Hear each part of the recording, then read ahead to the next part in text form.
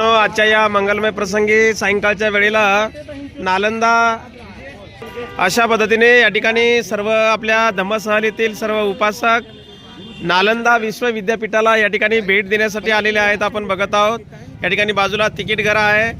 आमचे खरात साहेब आहेत, ते सर्वांचे तिकीट एकत्र घेत आहेत, जेणेकरून आपल्या उपासकांचा वेळ वाया जाऊ नये, वेळ वाचावा म्हणून एकत्र या ठिकाणी तिकीट बुकिंग या ठिकाणी केलेली आहेत. सर्व उपासक आतमध्ये येत आहेत. आपण बघत आहात संपूर्ण नालंदा विश्वविद्यापीठाचा हा संपूर्ण परिसर आपण बघत आहोत.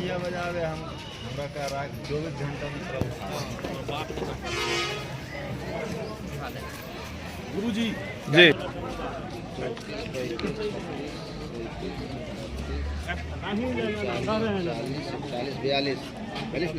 आपण या परिसरामध्ये आलेलो आहोत. आपण बघत आहोत प्रिय सज्जनांनो, माझ्या पाठीमागे आपण बघत आहात सर्व उपासक आपले तिकीट काढून या ठिकाणी उभे आहेत आणि मी आता सर्वांचे तिकीट घेऊन आतमध्ये प्रवेश करत आहोत. आता आपण सर्वजण उपासक या ठिकाणी संपूर्ण नालंदा विश्वविद्यापीठाला या ठिकाणी भेट देण्यासाठी आपण आतमध्ये आलेलो आहोत. या ठिकाणी आपले गाईड आहेत आणि ते आपल्याला संपूर्ण या ठिकाणी सविस्तर गाईडलाईन मार्गदर्शन करणार आहेत. आपण बघत आहोत हे नालंदा विश्वविद्यापीठ अशा पद्धतीने हे संपूर्ण आपल्या ग्रुपचे एकत्र तिकीट काढलेले आहेत. सबकी यात्रा मंगल हो. इस पावन भूमि धरती पे मैं एक छोटा सा गाइड अनिल कुमार गुप्ता आपका सबका स्वागत करता हूँ. स्वागत है, बहुत बहुत प्रणाम है ऐसे गुरुजी का जो अपने ही लोगों को मायते हिस्ट्री देने के लिए कैसे समय में हमें कहाँ जाना चाहिए जिससे हमारे टूरिस्ट अच्छी तरह से घूम सके. बहुत माने ज्ञान का कोई वर्णन नहीं है जितना ज्ञान है गुरुजी के पास में. मैं एक छोटा सा गाइड आपको जो छोटा मोटा प्रैक्टिकली जानकारी है देता हूँ. बहुत मोटा जगह है घूमने के लिए. सभी लोग एक साथ होकर के संग्रहित होकर के चलेंगे क्योंकि बहुत बड़ा जगह है, टूरिस्ट भी बहुत सारे हैं, इसलिए अपने ग्रुप के लोग एक साथ रहेंगे. ये नालंदा अपना बौद्ध विश्वविद्यालय है जिसकी कहानी बुद्धा भगवान के समय से प्रारंभ होता है. यहाँ पहले आम का बागीचा था. जब यहाँ बुद्धा भगवान आए थे, बुद्धा भगवान नहीं आते तो विश्वविद्यालय यहाँ नहीं बनती. बुद्धा भगवान ने जब यहाँ आए, ये आम का बागीचा था. उन्होंने 2 शिष्य बनाया, मोगलाना एंड सारीपुत्र. मोगलाना जिनकी समाधि सांची स्तूपा मध्य प्रदेश भोपाल में है, यहाँ पे सारीपुत्र का स्तूप है. सबसे पहले यहाँ सारीपुत्र के राख को रख करके सम्राट अशोक ने एक स्तूपा का निर्माण किया. वो स्तूप सारीपुत्र स्तूप के नाम से जाना जाता है, जो नालंदा की सबसे ऊंची और बड़ी बिल्डिंग है. उसी यादगारी में इस नालंदा विश्वविद्यालय का निर्माण 5वीं शताब्दी में 500 AD में मगध के राजा कुमार गुप्त ने किया. तो राजा कुमार गुप्त इस विश्वविद्यालय को बनाने वाले राजा थे. इसे 7वीं शताब्दी में हर्षवर्धन, 9वीं शताब्दी में राजा देवपाल पूर्ण विस्तार किया था. ये 10 किलोमीटर लंबा, 5 किलोमीटर चौड़ा था. मगर भैया सिस्टर ये बताइए, हम जो बता रहे हैं आप समझ तो रहे ना? नहीं समझने से हमें फिर क्वेश्चन कीजिएगा, हम तुरंत उसको फिर से बताएंगे, ठीक है ना? मैं भी 30 साल से गाइड हूँ, 30 साल से अपने लोगों के साथ हूँ. तो ये 10 किलोमीटर लंबा, 5 किलोमीटर चौड़ा था. 10,000 बौद्ध विद्यार्थी और 1,500 प्रोफेसर यहाँ पढ़ने पढ़ाने के काम में लगे हुए थे. लेकिन 12वीं शताब्दी में तुर्किस्तान आक्रमणकारी बख्तियार खिलजी के अटैक से नालंदा का सर्वनाश हुआ. किंतु सर आप जानते हैं ना, चोरी तभी होती है जब चोर को साथ देने वाला कोई ना कोई बगल का लोग अवश्य होता है. लोकल ब्राह्मण लोगों ने उनको साथ दिया, सपोर्ट किया और विश्वविद्यालय में आग लगा दिया. ये विश्वविद्यालय किसी का कुछ बिगाड़ नहीं रहा था, यह तो ज्ञान की गंगा बहा रहा था, ज्ञान बांट रहा था. लेकिन इसको भी उन्होंने नहीं छोड़ा और इसमें आग लगवाया. 3 बड़ी बड़ी पुस्तकालय थी नालंदा में, जिनका नाम रत्न सागर, रत्न दधी, रत्न रंजिका था. इतनी किताबें थी, जब जलाई गई आपकी नालंदा 6 महीना तक लगातार जलता रहा था. फिर धीरे धीरे करके भूकंप आया और ये पूरा मिट्टी से कवर्ड हो गया. एक पहाड़ के जैसा अभी 1 वर्ग किलोमीटर एरिया को खोद खोद करके निकाला गया है। तो 1 ही वर्ग किलोमीटर हम लोग घूम सकेंगे, 10 किलोमीटर की एरिया में बाकी गांव बसा हुआ है, खुदाई बंद। हम जो जानकारी आपको दे रहे हैं, कहाँ क्या है जो हम बताने जा रहे हैं, ये हमारी कल्पना नहीं है कि आपको खुश करने के लिए कुछ बता दिया। ये सारी बातें ह्वेनसोंग चीनी यात्री की डायरी से मालूम पड़ती है, जो यहाँ का छात्र बाद में टीचर रहा था, जिनके डायरी का नाम है सीयूकी। उस डायरी में उन्होंने लिखा था नालंदा के बारे में, नालंदा 2 शब्दों का मेल है, नालंग और दा। नालंग का अर्थ होता है कमल का फूल, जो ज्ञान का प्रतीक है। दा माने देने वाला, जो ज्ञान देने वाला जगह है वही नालंदा है। नालंदा विश्वविद्यालय में एडमिशन प्रोसेस बहुत कठिन था, चूंकि नालंदा विश्वविद्यालय में फ्री शिक्षा मिलती थी, रहना पढ़ना खाना पीना सब फ्री, सब खर्चा राजा लोग देते थे। राजाओं को गांव वाले दान देते थे, प्लस 100 गांव का जो रेवन्यू आता था वो राजा इनको दे देते थे। सर नालंदा 700 साल तक चलता रहा था, 5वीं शताब्दी से लेकर के 12वीं शताब्दी तक। 700 साल में नालंदा में 17 बड़े बड़े हायर स्कॉलर हुए, जिनका नाम नरोपा, तिलोपा, गुरुपद्म संभवा, शांति देवा, शांति रक्षिता, अर्ज देवा, वसुबंधु, असंगा, धर्म कीर्ति, सुविष्णु, नागार्जुन, चंद्र कीर्ति, सीलभद्र, अतीश दीपंकर, बेरोचना, ये सब बड़े बड़े बौद्ध महाचार्य थे नालंदा का। नालंदा विश्वविद्यालय की भाषा अपने बुद्धा भगवान की भाषा पाली भाषा थी। पाली भाषा में पढ़ाई होता था, किंतु कला विज्ञान, आयुर्वेद विज्ञान, चिकित्सा विज्ञान, दर्शन शास्त्र, तत्व ज्ञान, खगोल विज्ञान, ये सब मुख्य विषय था नालंदा का।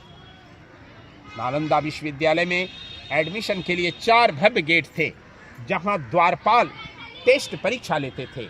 यदि छात्र सही जवाब देते थे तो एडमिशन का होता था, मीन्स एडमिशन टेस्ट। जरा विचार कीजिए, जरा सोचिए सर, जहां का द्वारपाल इतना टैलेंट हो, भला उनके प्रोफेसर प्रिंसिपल कितने विद्वान रहे हैं। लेकिन अभी तक नालंदा विश्वविद्यालय का मेन गेट नहीं मिला है, चूंकि 1 ही वर्ग किलोमीटर का खुदाई हुआ है।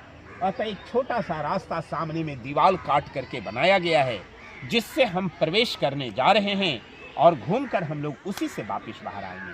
तो हम लोग चलते हैं घूमने के लिए। आगे आप देखेंगे बहुत सारी तस्वीरें लगी हुई है बाएं तरफ में, वो खुदाई के समय का प्रोग्रेस तस्वीर है। उसके देखते हुए आगे गेट पर आइए, तो फिर हम बताएंगे। ओके, साधु साधु साधु।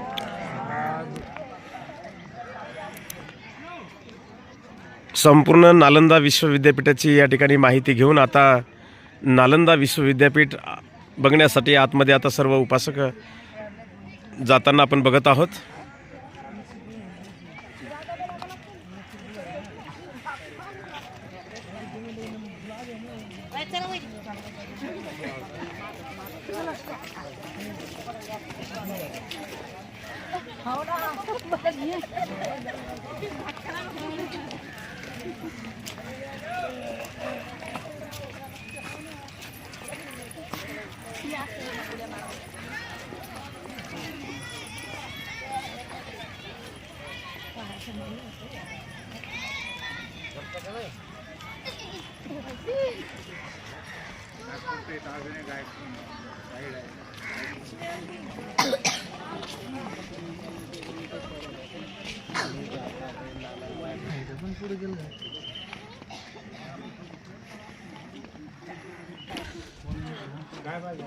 हा आतमध्ये जाण्याचा गेट आहे।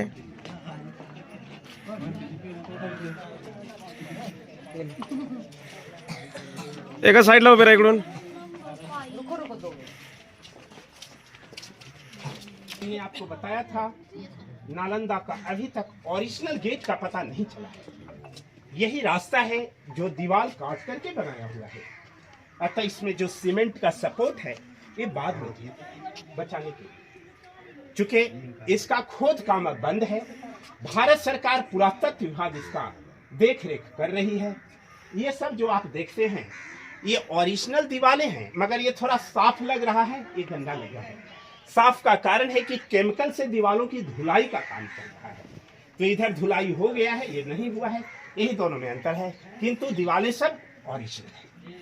हाँ, छोटा गड्ढा, ये गड्ढा नहीं कमरा है, और एक एक कमरे में एक एक लोग रहते थे। वो दरवाजा होता था और हम इनके छत के पास में खड़े हैं। वाई नेचर जब ये बिल्डिंग टूट जाती थी तो दूसरा राजा इसे बंद करके इसके ऊपर दूसरा या तीसरा फ्लोर का निर्माण करते थे। ये बहुमंजिली इमारत थी। ये पहला फ्लोर, वो दूसरा फ्लोर, ऊपर का फ्लोर इनका नष्ट हो गया। जरा दीवार की मोटाई देखिए, काफी मोटा मोटा दीवार है, जिससे नेचुरल एयर कंडीशन बना होता था। जहां गर्मी के दिनों में ठंडा, ठंडा के दिनों में गर्मी जमा रहती थी। इस तरह से पूरी यूनिवर्सिटी नेचुरल एयर कंडीशन जैसा था। दूसरा, मजबूती होता था, और तीसरा देखिए मेरा आवाज इको हो रहा है, हेलो हेलो हेलो, है ना, आवाज गूंजता था माइक की तरह। दूर से भी विद्वान आचार्य लोग पढ़ाते थे, बच्चे भली भांति उनको सुनते। चलो जरा पाए उठ।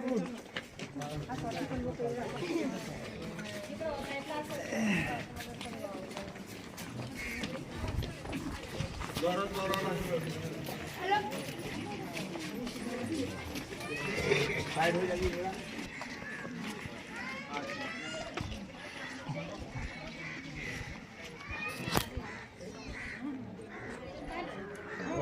आज आपण नालंदा विश्वविद्यापीठ बघण्यासाठी या ठिकाणी आपण पोहोचलेलो आहोत।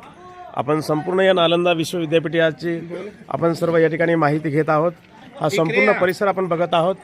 नालंदा विश्वविद्यापीठाचा हा संपूर्ण परिसर आहे आणि या ठिकाणी आपले उपासक या ठिकाणी पोहोचलेले आहेत आणि सविस्तर या ठिकाणी आपले गाईड आहेत, ते गाईड या ठिकाणी आपल्याला या नालंदा विश्वविद्यापीठाची या ठिकाणी सविस्तर आपल्याला माहिती देत आहेत। शुरू कर। गुरुजी जो बताए हैं हम आपको बता रहे हैं, गुरुजी ने सिखाया महाराज की बोलना तरह तरह। ओके, शुरू करें। यस। तो अभी दो लाइन में नालंदा की खुदाई हुई। एक लाइन ये बौद्ध विहार है, जहाँ लोग रहते, पढ़ते, खाते, पीते थे, और ये दूसरा लाइन बौद्ध मंदिर है, जहाँ लोग पूजा करते। मंदिर दो तरह का होता था, एक स्तूप जैसा जो अंदर से सॉलिड होता था, उसके ऊपर में बुद्धा भगवान की मूर्ति थी। दूसरा कमरानुमा, जिसके अंदर जाकर के लोग मूर्ति पूजा करते थे। तो वो लाइन बौद्ध मंदिर है, और ये लाइन बौद्ध विहार हॉस्टल है। ये नालंदा का सबसे मेन टेम्पल है। किताबों में, अखबारों में जो आप तस्वीर देखते हैं, यही तस्वीर छपा होता है। नालंदा की पहचान उसी तस्वीर से होती है। ये सब चौकोर स्थान, ध्यान करने का जगह, जहाँ बैठ के लोग साधना करते थे। तो मेन स्तूपा है सारीपुत्र का स्तूपा। पहले हम लोग एक हॉस्टल को घूमते हैं, फिर हम लोग सारीपुत्रा स्तूपा के पास चलेंगे।